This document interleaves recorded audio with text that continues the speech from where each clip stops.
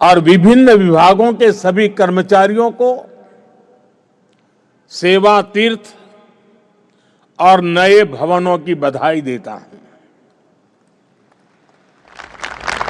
मैं इनके निर्माण से जुड़े सभी इंजीनियर्स का और श्रमिक साथियों का आभार व्यक्त करता हूं। साथियों, आजादी के बाद साउथ ब्लॉक और नॉर्थ ब्लॉक जैसी इमारतों से देश के लिए अनेक अहम निर्णय हुए, नीतियां बनी। लेकिन ये भी सच है कि ये इमारतें ब्रिटिश साम्राज्य के प्रतीक के तौर पर बनाई गई थी। इन इमारतों को बनाने का मकसद भारत को सदियों तक गुलामी की जंजीरों में जकड़े रखना था। साथियों, आप भी जानते हैं, एक समय था जब कोलकाता शहर देश की राजधानी हुआ करता था। लेकिन 1905 के बंगाल विभाजन के उस दौर में कोलकाता ब्रिटिश विरोधी आंदोलन का प्रबल केंद्र बन चुका था और इसलिए अंग्रेजों ने 1911 में भारत की राजधानी को कोलकाता से दिल्ली शिफ्ट किया और उसी के बाद अंग्रेजी हुकूमत की जरूरतों और उसकी सोच को ध्यान में रखकर नॉर्थ ब्लॉक, साउथ ब्लॉक जैसी इमारतें बनाने का काम शुरू हुआ। इसके बाद जब रायसीना हिल्स के इन भवनों का उद्घाटन हुआ था, तब उस समय के वायसराय ने कहा था, जो नए भवन बने हैं वो ब्रिटिश सम्राट की इच्छाओं के अनुरूप बने हैं। यानी उस दौर में ये भवन ब्रिटेन के महाराजा की सोच को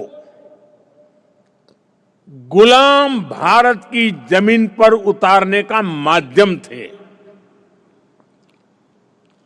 रायसीना हिल्स का चुनाव भी इसलिए किया गया कि इमारतें अन्य इमारतों से ऊपर रहे, कोई उनकी बराबरी ना कर सके।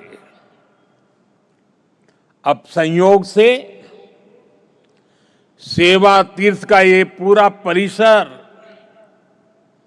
किसी पहाड़ी पर न होकर जमीन से ज्यादा जुड़ा है।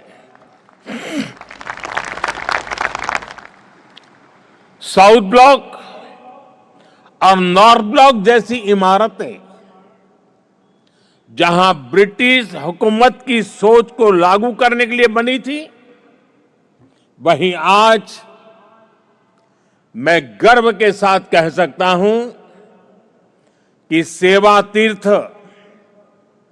और कर्तव्य भवन जैसे नए परिसर भारत की जनता की आकांक्षाओं को पूरा करने के लिए बने हैं।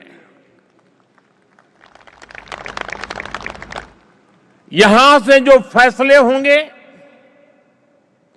वो किसी महाराजा की सोच को नहीं, 140 करोड़ देशवासियों की अपेक्षाओं को आगे बढ़ाने का आधार बनेंगे। इसी अमृत भावना के साथ आज मैं ये सेवा तीर्थ, एक कर्तव्य भवन भारत की जनता को समर्पित कर रहा हूं। साथियों, इस समय 21वीं सदी का पहला क्वार्टर पूरा हो चुका है। ये आवश्यक है कि विकसित भारत की हमारी कल्पना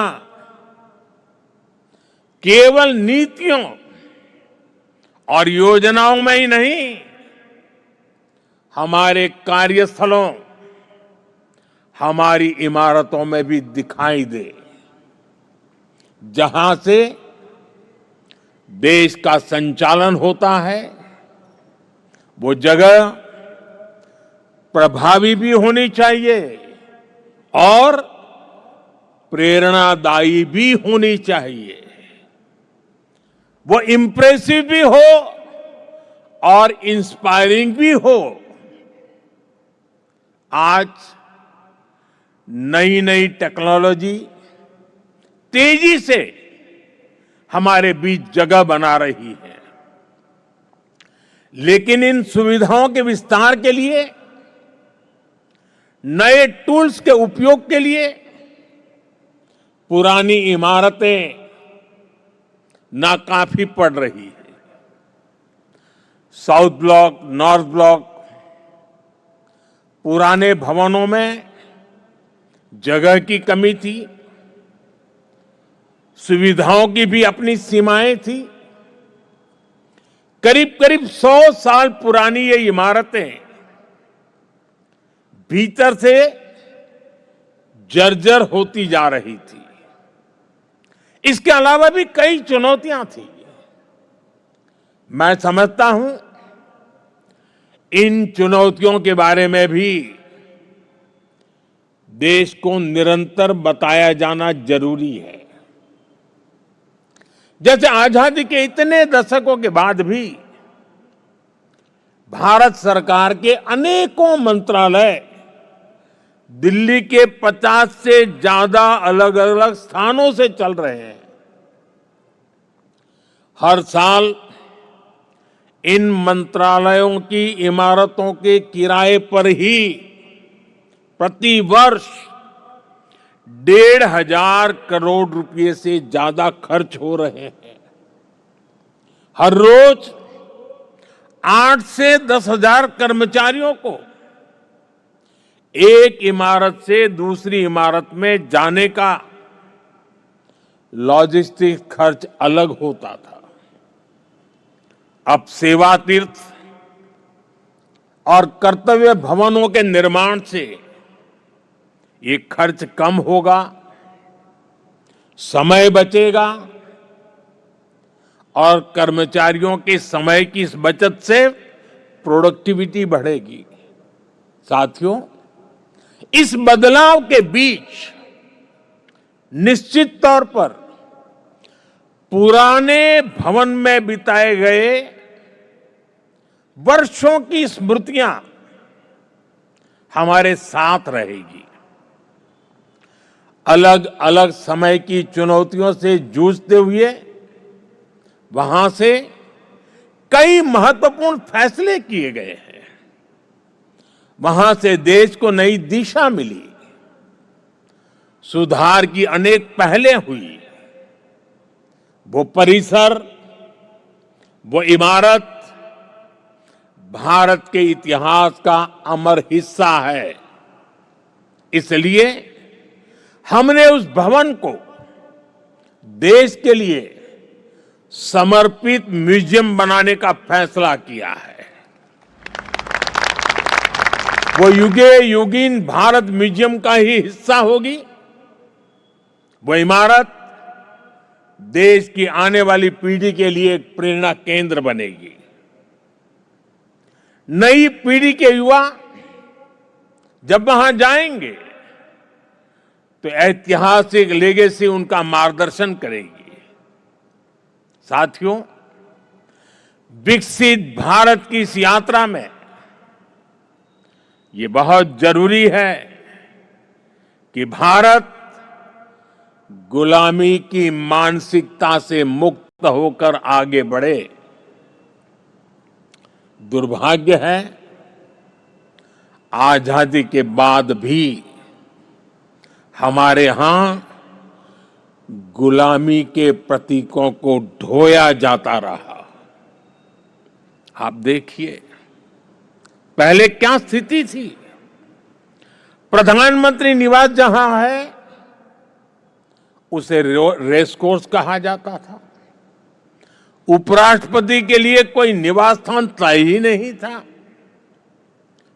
राष्ट्रपति भवन तक आने वाले रास्ते को लोकतंत्र में राजपथ कहा जाता था। आजाद भारत में जो सैनिक शहीद हुए, उनके लिए कोई स्मारक ही नहीं था। जो सुरक्षा बल, जो पुलिसकर्मी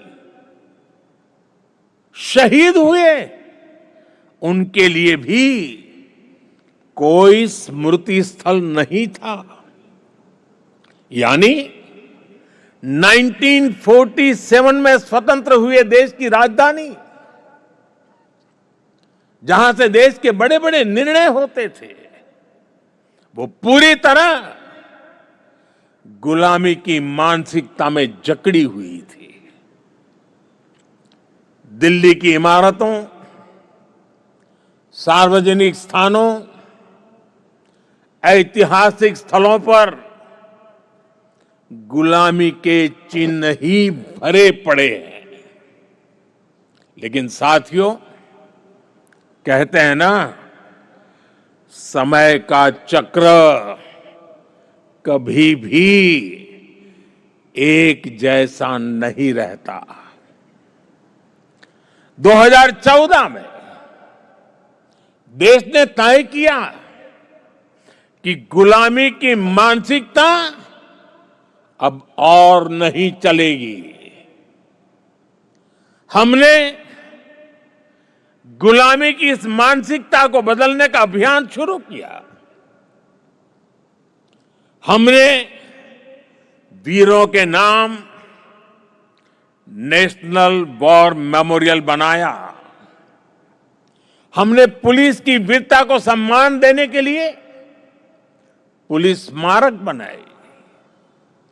रेस कोर्स रोड, उसका नाम बदलकर लोक कल्याण मार्ग रखा गया। और ये केवल नाम बदलने का निर्णय नहीं था, ये सत्ता के मिजाज को सेवा की भावना में बदलने का पवित्र प्रयास था। साथियों, हमारे इन फैसलों के पीछे एक गहरी भावना है, एक विजन है। ये हमारे वर्तमान, हमारे अतीत और भविष्य को भारत के गौरव से जोड़ती है। जिस जगह को पहले राजपथ के नाम से जाना जाता था, वहां न पर्याप्त सुविधाएं थी, न आम नागरिकों के लिए समुचित व्यवस्था। हमने उसे कर्तव्य पथ के रूप में विकसित किया। आज वही स्थान परिवारों, बच्चों, देश भर से आने वाले नागरिकों के लिए एक जीवंत सार्वजनिक स्थल बन चुका है। इसी परिसर में नेताजी सुभाष चंद्र बोस की भव्य प्रतिमा स्थापित की गई। लंबे समय तक हमारी राजधानी में अपने महान नायकों की स्मृति को इस रूप में स्थान नहीं मिला था। हमने यह तय किया कि देश की नई पीढ़ी राजधानी के केंद्र में अपने नायकों से प्रेरणा ले। राष्ट्रपति भवन परिसर में भी परिवर्तन किए गए। मुगल गार्डन का नाम बदलकर अमृत उद्यान किया गया। जब पुरानी संसद के पास नए संसद भवन का निर्माण हुआ तो हमने पुराने भवन को भुलाया नहीं, हमने उसे संविधान सदन के रूप में नई पहचान दी। जब अलग अलग मंत्रालयों को एक परिसर में लाया गया तो उन भवनों को कर्तव्य भवन का नाम दिया गया। नाम बदलने की ये पहल केवल शब्दों का बदलाव नहीं है, इन सभी प्रयासों के पीछे वैचारिक सूत्रता एक ही है, स्वतंत्र भारत की स्वतंत्र पहचान, गुलामी से मुक्त निशान। साथियों, नए प्रधानमंत्री कार्यालय का नाम है सेवा तीर्थ। सेवा की भावना ही भारत की आत्मा है, सेवा की भावना ही भारत की पहचान है। श्री रामकृष्ण परमहंस जी कहते थे, शिव ज्ञान से जीव ज्ञान सेवा। यह विचार केवल आध्यात्मिक नहीं है, यह राष्ट्र निर्माण का दर्शन है। यह भवन हमें हर क्षण याद दिलाएगा कि शासन का अर्थ सेवा है, दायित्व का अर्थ समर्पण है। हमारे शास्त्रों में भी कहा गया है, सेवा परमो धर्म, अर्थात सेवा ही सबसे बड़ा धर्म है। भारतीय संस्कृति का यही विचार प्रधानमंत्री कार्यालय और सरकार का विजन है। इसलिए सेवा तीर्थ ये केवल एक नाम नहीं, ये एक संकल्प है। सेवा तीर्थ यानी नागरिक की सेवा से पवित्र हुआ स्थल, सेवा के संकल्प को सिद्धि तक ले जाने का स्थल। तीर्थ का अर्थ भी होता है तरति अनेन इति तीर्थ, अर्थात जो तारने की, पार करने की क्षमता रखे, जो लक्ष्यों की प्राप्ति में सहायक हो, वो तीर्थ है। आज भारत के सामने भी विकसित भारत का लक्ष्य है, आत्मनिर्भर भारत का लक्ष्य है। हमें करोड़ों देशवासियों को गरीबी से मुक्ति दिलानी है, हमें देश को गुलामी की मानसिकता से मुक्ति दिलानी है। और ये काम सेवा के सामर्थ्य से ही सिद्ध होगा। साथियों, आज जब भारत रिफॉर्म एक्सप्रेस पर सवार है, आज जब भारत अंतर्राष्ट्रीय संबंधों की एक नई गाथा लिख रहा है, आज जब नए नए ट्रेड एग्रीमेंट्स संभावनाओं के नए दरवाजे खोल रहे हैं, जब देश सैचुरेशन के लक्ष्य की ओर तेजी से बढ़ रहा है, तो सेवा तीर्थ और कर्तव्य भवनों में आप सबके काम की नई गति और आपका नया आत्मविश्वास देश के लक्ष्यों को प्राप्त करने में बहुत बड़ी भूमिका निभाएगा। साथियों, हमारी संस्कृति कहती है, हर शुभ कार्य से पहले स्वस्ति वाचन, मंगल की कामना, शुभ का संकल्प, वेद का मंत्र हमें दिशा देता है। आनो भद्राः क्रतवो यन्तु विश्वतः, अर्थात कल्याणकारी विचार हर दिशा से हम तक आते रहें, यही इस भवन की आत्मा होनी चाहिए।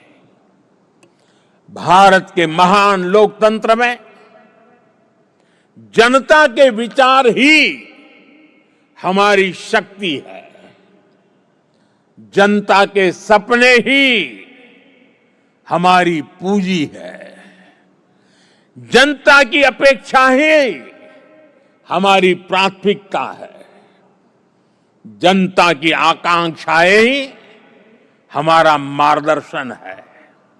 इन भावनाओं और इस भवन के बीच कोई दीवार नहीं होनी चाहिए, कोई दूरी नहीं होनी चाहिए। जब आप जनता के सपनों को समझेंगे, तभी नीतियां जीवंत होगी। जब आप जनता की आकांक्षाओं को महसूस करेंगे, तभी निर्णय प्रभावी होंगे। पिछले 11 वर्षों में हमने गवर्नेंस का एक नया मॉडल देखा है, एक ऐसा मॉडल जहां निर्णय का केंद्र भारत का नागरिक है। नागरिक देवो भव, ये केवल वाक्य नहीं है, यह हमारी कार्य संस्कृति है। इसे आत्मसात कर आपको इन नए भवनों में प्रवेश करना है। सेवा तीर्थ में लिया गया हर निर्णय, यहां चलने वाली हर फाइल, यहां बिताया गया हर क्षण 140 करोड़ देशवासियों के जीवन को बेहतर बनाने के लिए होना चाहिए। मैं हर अधिकारी से, हर कर्मचारी से, हर कर्मयोगी से कहना चाहता हूं, जब भी आप इस भवन में कदम रखें, पल भर के लिए रुक जाएं, कुछ क्षण ठहरे, अपने आप से पूछे, क्या आज का मेरा कार्य करोड़ों देशवासियों के जीवन को आसान बनाएगा? यही आत्ममंथन इस स्थान की सबसे बड़ी शक्ति बनेगा। साथियों, हम यहां अधिकार दिखाने नहीं आए हैं, हम यहां जिम्मेदारी निभाने आए हैं। और हमने देखा है, जब शासन सेवा भाव से चलता है, तो परिणाम भी असाधारण होते हैं। और तभी तो 25 करोड़ लोग गरीबी से बाहर निकलते हैं, तभी तो अर्थव्यवस्था नई गति पकड़ती है। साथियों, आज विकसित भारत 2047 सिर्फ हमारा लक्ष्य नहीं है, यह विश्व की निगाहों में भारत की प्रतिज्ञा है। और इसलिए यहां बनने वाली हर नीति, यहां होने वाला हर निर्णय सेवा की निरंतर भावना से प्रेरित होना चाहिए। और एक दिन जब आप सेवानिवृत्त होकर या स्थानांतरण के बाद इस भवन से विदा लेंगे, आप पीछे मुड़कर देखेंगे, अपने आज के दिनों को गर्व के साथ याद करेंगे।